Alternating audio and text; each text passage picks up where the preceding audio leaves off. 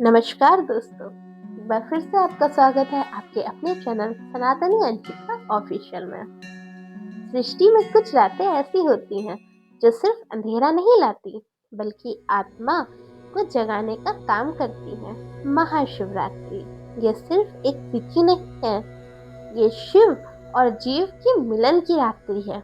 जब पूरा संसार सो जाता है तब शिव भक्त जागते हैं, क्योंकि शिव जागृत चेतना का नाम है। इस रात अहंकार टूटता है, पाप जल जाता है और भक्ति का दीप जल उठता है। बहुत पुरानी बात है, जब सृष्टि नई नई रची गई थी, एक दिन ब्रह्मा जी और विष्णु जी के मन में अहंकार आ गया। ब्रह्मा जी बोले, मैं सृष्टि का रचयिता हूँ, सबसे बड़ा मैं हूँ। विष्णु जी बोले, मैं पालन करता हूँ, बिना मेरे कुछ भी नहीं चल सकता।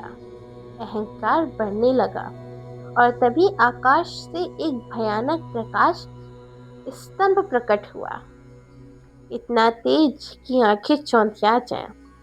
ना ऊपर का कोई अंत और नीचे का कोई आरंभ।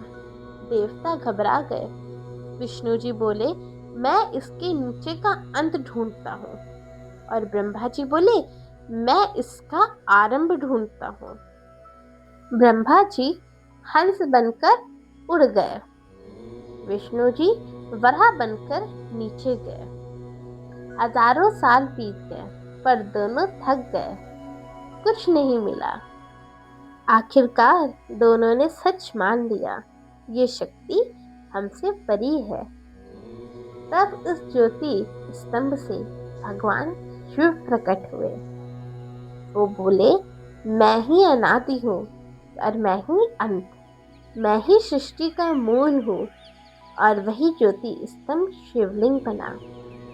ये रात्रि महाशिवरात्रि के नाम से जानी जाती है। महाशिवरात्रि को लेकर एक और कथा प्रचलित है, मां सती का त्याग और शिव जी का वैराग्य। दक्ष प्रजापति, जो माता सती के पिता थे, शिव जी से बहुत द्वेष करते थे। उन्होंने एक महायज्ञ रखा, पर जानबूझकर शिव और सती को नहीं बुलाया। माता सती बिना बुलाए यज्ञ में पहुंच गईं, पर वहां उनके स्वामी का अपमान हुआ। यह अपमान सती सह न सकी और यज्ञ मंडप में ही उन्होंने अपने शरीर को त्याग दिया। जब शिव जी को उनके इस बलिदान का पता चला तो शिव जी का ध्यान टूटा, पूरा कैलाश कांप उठा। शिव जी मां सती के पास पहुंचे और उनके शरीर को उठाकर प्रलयकारी तांडव करने लगे। सृष्टि विनाश की राह पर चलती। तब सृष्टि के पालन करता विष्णु जी ने सृष्टि की भलाई हेतु सुदर्शन चक्र से मां सती के अंगों को काट दिया। शिव जी टूट गए और गहरी तपस्या में चले गए। तब इस कहानी को पूर्ण करने के लिए माता सती ने मां पार्वती के रूप में जन्म लिया। उन्होंने बचपन से ही शिव को अपना मान लिया था, शिव को अपना स्वामी मान लिया था, पर शिव तपस्या में लीन थे।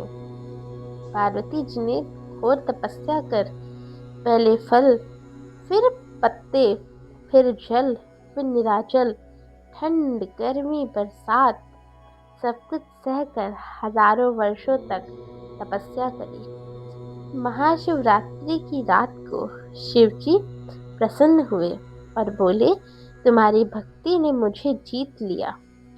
इस रात शिव पार्वती का विवाह हुआ था, इसीलिए इसे शिवरात्रि के नाम से जाना जाता है।